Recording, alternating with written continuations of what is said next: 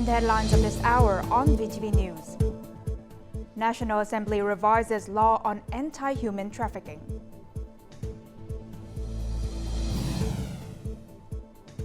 And consumer finance market enters a new growth cycle.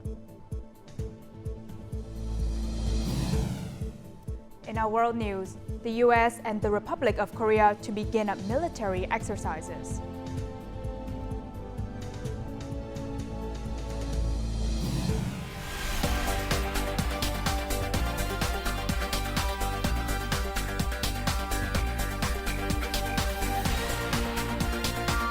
Broadcasting from Hanoi, the capital of Vietnam. VTV News starts right now. Good afternoon. It is 3 p.m. local time and you're tuning in to VTV News. I'm Huyen Chen with the top stories. The National Assembly's Standing Committee on Tuesday continued its legal session to discuss, explain and revise the amended draft law on anti-human trafficking. The committee agreed that the new draft law clearly defines the concept of human trafficking rather than simply listing actions considered human trafficking, as in the current law. They also agreed to include a provision banning agreements to trade individuals, even from the fetal stage, and to consider adding regulations regarding the responsibility of local people's councils in combating human trafficking, as these councils are involved in a budget allocation. Some members suggested adding provisions against aiding, obstructing, improperly interfering, and inadequately handling human trafficking cases. In addition to initial education support and financial assistance, the deputies also proposed that the law support individuals under 18 who accompany victims, often are the children of trafficking victims.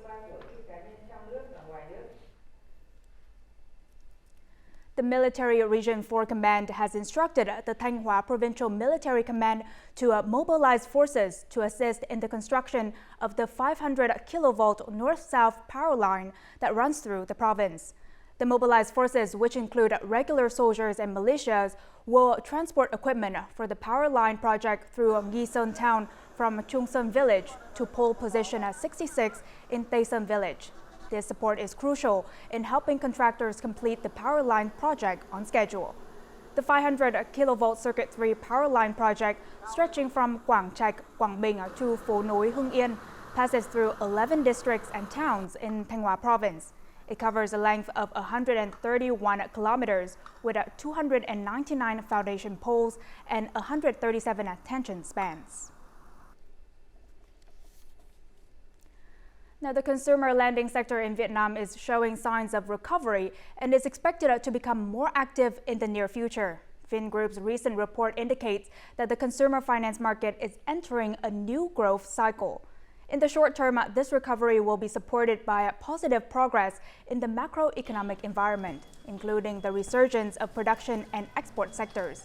This is driven by strong participation from commercial banks after a new legal corridor was put into place. Now, in July, the State Bank of Vietnam issued a circular allowing credit institutions to offer loans of up to $4,000 without requiring a feasible capital use plan. The recovery of production and export sectors could improve credit quality and boost credit demand among workers, particularly those with low to moderate incomes. Rice exports reach about 5 million tons by the end of July, valued at over $3 billion. Now, compared to the same period in 2023, exports increased by 7.9% in quantity and 28.26% in value, with many positive signals, especially as potential rice importing countries in the region are directing their purchasing power towards Vietnamese rice. Exports are likely to continue growing strongly. For over 2 weeks now, this company has been exporting about 150 tons of rice daily. The average price for 5% broken rice is $600 per ton, while 25% broken rice fetches $544 per ton. Although these prices are still $50 per ton lower than at the year's start, they've risen by 30 to 35% compared to the same period last year, and that upward trend has not stopped. Countries like the Philippines, Indonesia, and some other countries have a fairly stable import demand for domestic consumption at a high level. Each year, these two countries alone can import 4 to 5 million tons. Most of their import sources are from Southeast Asian countries, including Vietnam, so I think this demand will also be stable in the long run. Vietnam's opportunity to boost rice exports has grown significantly, with the Philippines' new policy reducing rice import tax from 35% to 15%, effective this August. In the past week alone, businesses have seen an uptick in customers negotiating to import 5% broken rice, with prices ranging from 570 to 580 USD per ton, 5 to 10 USD increase compared to the previous week. Currently, customers from the Philippines and China come to Vietnam to negotiate big contracts. However, businesses also need to negotiate in a way that can ensure profits for farmers, as well as the company. The current strong growth in rice exports is promising. Businesses suggest that to promote sustainable rice exports, production linkages with farmers must be further improved. The seafood industry aims to achieve an average export value exceeding 40% from deeply processed seafood products by 2030. However, faced with increasingly stringent demands from import markets, domestic seafood enterprises must address capital and raw material challenges to invest in deep processing, focusing on the high-end market segment. The supply of raw materials for shrimp processing is dwindling by the day. Breeding stock quality is unreliable, resulting in low yields. Meanwhile, the demand for processing to serve production facilities market is growing steadily. Furthermore, Vietnamese shrimp products struggle to compete globally due to the consistently higher costs of shrimp farming in the country. All parties in the shrimp industry value chain must collaborate to reduce the cost of Vietnamese farmed shrimp to be able to compete fairly with other countries. Then the shrimp industry can develop more sustainably. Not only shrimp, but many other seafood products are also facing major challenges in terms of raw materials, especially seafood-related products. Vietnam has not yet removed the yellow card status for illegal, unreported, and unregulated IUU fishing. This means businesses cannot purchase, process, or export products of IUU origin. For future directions, we must fulfill our responsibilities in environmental protection, social welfare, and sustainable practices. This will ensure that Vietnamese seafood products are still labeled as green for domestic and international consumers. In fact, businesses face challenges not only with raw materials but also with a lack of capital for processing.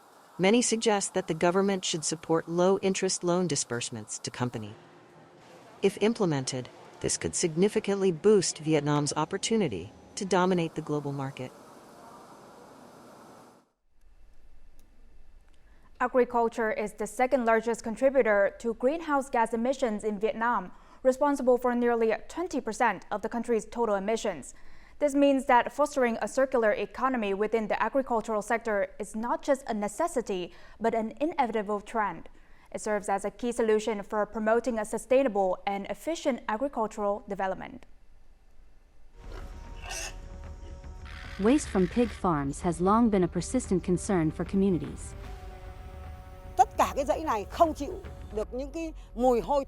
Each year, this factory processes 35 to 40 tons of agricultural byproducts and waste, effectively reducing pollution while producing soil-enhancing products that benefit agricultural crops. To further advance circular agricultural models by 2030, the Prime Minister has recently approved a project focused on the development and application of science and technology transfer. The project emphasizes 4 key areas: crop cultivation, aquaculture, livestock, and forestry. The impacts of climate change, resource scarcity, environmental degradation, and epidemics are compelling countries to rethink their development and production strategies based on the fundamental principle that everything is an input for something else. At the Policy Dialogue on Enhancing International Cooperation and Multisectoral Coordination on the Circular Economy in Agriculture, scientists and organizations highlighted that Vietnam recognized the trend towards circular economic development early on, beginning with the documents from the 6th Party Congress and becoming more defined by the 13th Party Congress. The key challenge now lies in establishing effective support and promotion mechanisms. Using straw byproducts into the production process. So increasing the price of straw automatically has a positive effect and then reduces the burning. Vietnamese agriculture is currently benefiting from incentives provided by various trade agreements. However, these agreements also include provisions and commitments related to sustainable development.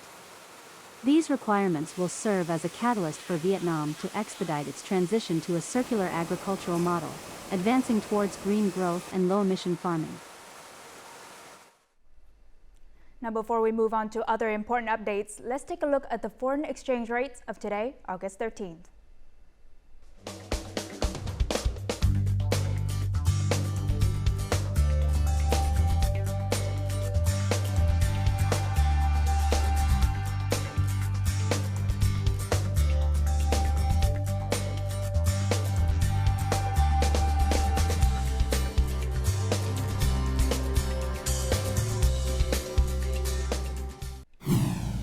Coming up next on VTV News. Fishing vessel monitoring system to be completed before August 20th.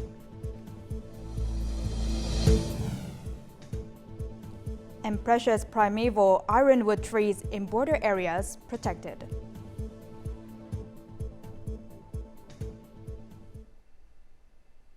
Deputy Prime Minister Trần Lưu Quang has directed the Ministry of Agriculture and Rural Development to collaborate with relevant ministries and agencies to finalize the VMS fishing vessel monitoring system by August 20th. The goal is to lift the EU's yellow card warning this year. The system will operate 24/7 to detect violations, connect data, share information, and update the handling results of vessels breaking the law. An interagency task force has also been established to guide the implementation of the VMS system. Vietnam's sea is considered to have rich biodiversity, but is currently facing the risk of depletion of marine biological resources. Now, to overcome this situation, Vietnamese marine scientists are promoting research on marine biodiversity conservation.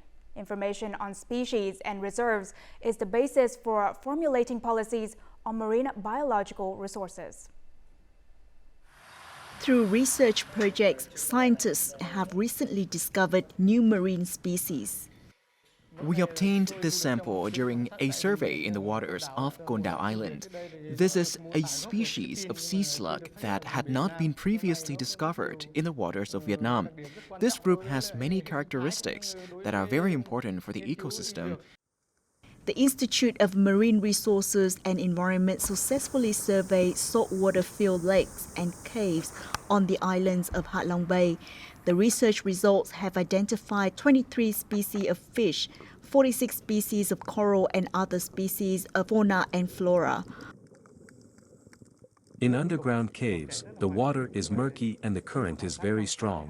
When surveying in the cave, we had to take advantage of the vertical tide with no current to dive. In the cave, it was very dark. However, there was very high biodiversity because creatures often crawl into the cave to hide and develop there. This is a meaningful research project strengthening the dossier to propose UNESCO to once again honor Ha Long Bay as a World Natural Heritage. Solutions to conserve marine biodiversity are being implemented to prevent the risk of depleting marine biological resources. In recent years, biodiversity has fluctuated very strongly. In some places, it has been reduced due to human impact, such as overexploitation by destructive fishing methods and environmental pollution. Currently, Vietnam is proposing 19 protected marine areas and 11 have already been established. Other areas are in the process of completing documents for approval. Marine research is a field of science that requires specialized modern equipment. This is also something that scientists at the Institute are struggling with. Current equipment is only suitable for research in coastal areas. Areas at depths of 50 m or more have mostly no equipment to collect samples or conduct research. Investing in modern research fleets and automatic equipment capable of surveying deep sea areas will be the solution to increase efficiency in marine and ocean research. Quảng Nam, with 500,000 hectares of pristine forest, ranks second in Vietnam for natural forest area after Nghệ An province. The Trường Sơn mountain range is also home to some of the country's rarest protected primeval forests. In Tây Giang district, alongside the heritage Phie forest, there is a notable ironwood forest with ancient trees boasting trunk diameters up to 2 meters. Now let's take a look at how local authorities are safeguarding this unique forest. To reach the treasured ironwood forest, visitors must take a motorboat from National Highway 14D around the Bung Pho Reservoir and then walk along the Long River. This pristine area is off-limits for exploitation and grazing to ensure its preservation. Spanning thousands of hectares, this primeval forest, rich in rare green ironwood trees, is in critical need of protection. For the past decade, 7 forest rangers have been stationed here to preserve this vital heritage site. Our forest protection team is on duty around the clock. This is a heritage forest, which means it holds immense value for biodiversity and is crucial to protect. We work closely with specialized forest protection forces to patrol, manage, and safeguard the ironwood and Phie forests. Thanks to these efforts, our forest protection work has been highly effective so far. Forest protection forces report that the forest contains numerous ancient ironwood trees, though exact numbers are hard to determine due to rough terrain. Additionally, nearly 10,000 young ironwood trees are thriving. During the peak summer tourist season, Bà Rịa Vũng Tàu experiences vibrant tourism activities. The province organizes numerous promotional programs and services with a focus on green tourism experiences. This has attracted 1.6 million tourists to the province for sightseeing, entertainment, and relaxation, up 15% compared to the same month last year. The quality of tourism services in the area has steadily improved. Tourism businesses maintain a good security, order, and fire prevention measures, with no unusual price hikes reported. Now, over the past 7 months, Bà Rịa Vũng Tàu has welcomed more than 10 million visitors, an 18% increase compared to the same period last year. The province has generated revenue of nearly $450 million from tourism.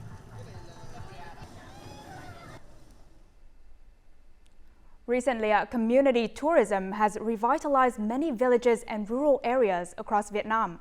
By highlighting indigenous culture and stunning natural landscapes, numerous localities are embracing sustainable tourism to create new livelihoods. We'll take a closer look at how this is unfolding in Quan Sơn mountainous district of Thanh Hóa. Located in Chang Village, Xuân Thủy Commune, Quan Sơn District, Bo Cung Cave was formed around 4 million years ago and is situated 420 meters above sea level, stretching over 1 kilometer in length. The British Royal Cave Association reports that only about 5 caves worldwide feature stalactites like those in Bo Cung Cave. While many parts of the cave remain unexplored, the areas we've been allowed to visit have revealed some truly remarkable natural wonders. Visitors to the mountainous region can experience the unique culture of the Thai ethnic group.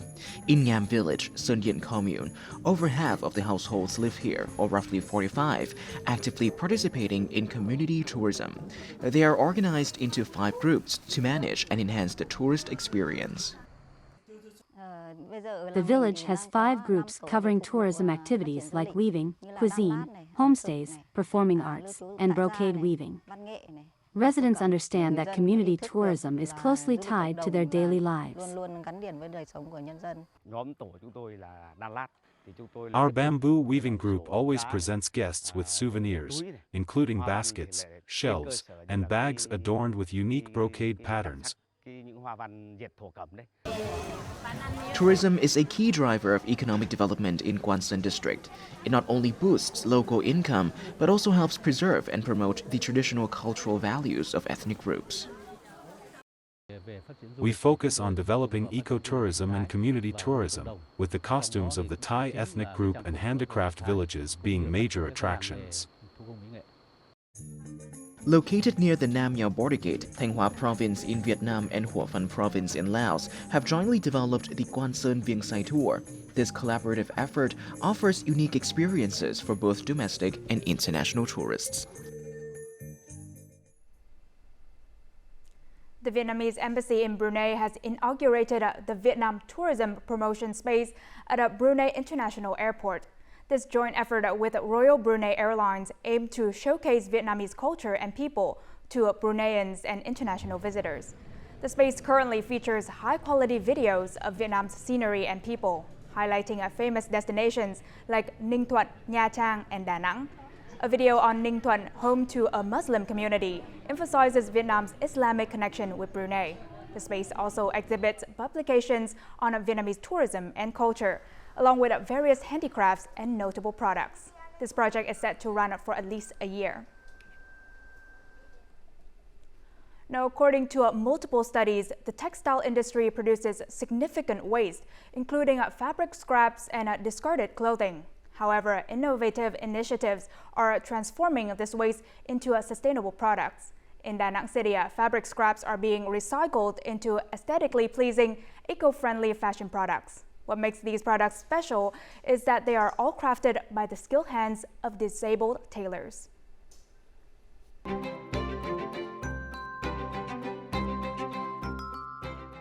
These products are crafted from fabric scraps, showcasing the ingenuity and creativity of women with disabilities of the Da Nang Senior Research and Community Inclusive Support, or CORMIS. For over 7 years, this place has become a welcoming home for many individuals with disabilities. At CORMIS, I select fabrics and deliver orders to friends who live far away. I also hand sew some items. I'm now more confident in participating in environmental protection activities. CORMIS has cooperated with high-end hotels, resorts, and garment factories to collect used fabrics. More than 400,000 products has been recycled, creating additional income for many people with disabilities in Da Nang, Huế, Quảng Ngãi, and Quảng Nam. We cooperate with CORMIS based on the spirit of protecting the environment and supporting the community. We hope that our employees will also work towards helping to protect the environment. Guests who stay here are also very responsive. CORMIS not only helps people with disabilities find jobs, but also supports them in healthcare, improving their quality of life and boosting their confidence in integrating into community. These activities have attracted many foreign volunteers. We did learn about the SDG, but we don't practice. So by coming here, they teach us on how to practice. Yeah, not only on theory, but they teach us on how to practice in our daily life. I don't know how to explain it, but it's like I'm able to live a better life. Whatever they teach us, it feels like it opens up my mind. Like that, yeah. To be a good person, like to help people also, like that, yeah. After joining the project, I feel more integrated into the community and more confident. I don't regret refusing offers from other big organizations. Here is not just about creating income, but also about humanity. There is also a connection and value among people.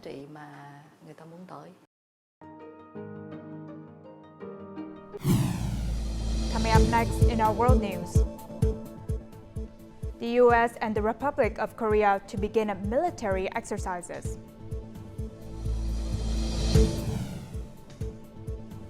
And Canada urges citizens to leave Lebanon. Now moving on to our world news, the U.S. and South Korean forces will conduct the Ultra Freedom Shield exercise from August 19 to 29th to bolster joint defense readiness against external military threats. Over 19,000 soldiers from both countries are expected to participate in the exercise, which will include 48 field training activities, such as sea landings and live fire drills. This will be the first joint exercise since the approval of the guidelines for nuclear deterrence and nuclear operations on the Korean peninsula, although nuclear warfare scenarios will not be included. Prime Minister Justin Trudeau has advised Canadians to leave Lebanon immediately due to the escalating conflict between Israel and Hezbollah. Trudeau cited the serious risk of further escalation and significant regional challenges, while Canada is preparing measures to assist if the situation worsens. Evacuating all Canadians from Lebanon remains difficult. The Canadian government has also previously advised against traveling to Israel due to ongoing conflicts and unpredictable security conditions. Oil prices soared more than 3% on Monday's trading session due to fears that escalating Middle East conflicts could disrupt global oil supplies.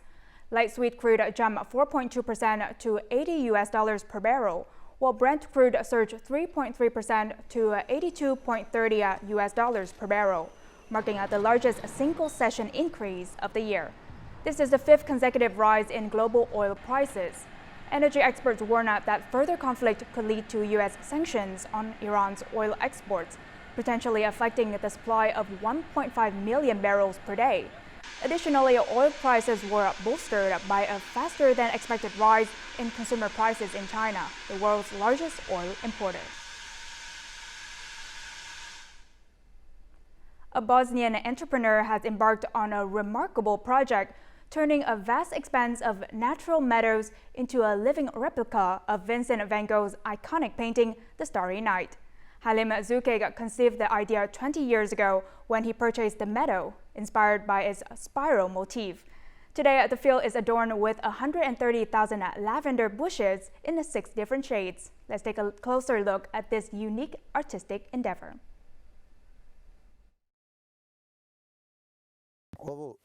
This behind me is The Starry Night, the largest format of the Starry Night painting, a replica of Van Gogh's painting. It represents not only 20 years of my life, but also 20 years of dreaming and 20 years of actualizing that dream, so an idea would eventually become a reality. Amidst the rolling hills of central Bosnia, entrepreneur Halim Zukic transformed his longtime dream into reality, recreating Vincent van Gogh's Starry Night as a natural park. After purchasing 2 hectares of land 20 years ago, Zukic expanded the property to 70 hectares without a clear vision. However, an unexpected element inspired him. I was here and looked back. At that moment, the tractor went over the meadows, leaving wheel tracks that reminded me of a spiral. In that instant, I no longer had any doubt about the direction I would take. It was a spiral from Van Gogh's painting. Zukic's park comprises some 130,000 lavender bushes and other aromatic herbs, creating colorful circles and spirals across 10 hectares. Now let's move on to the weather forecast.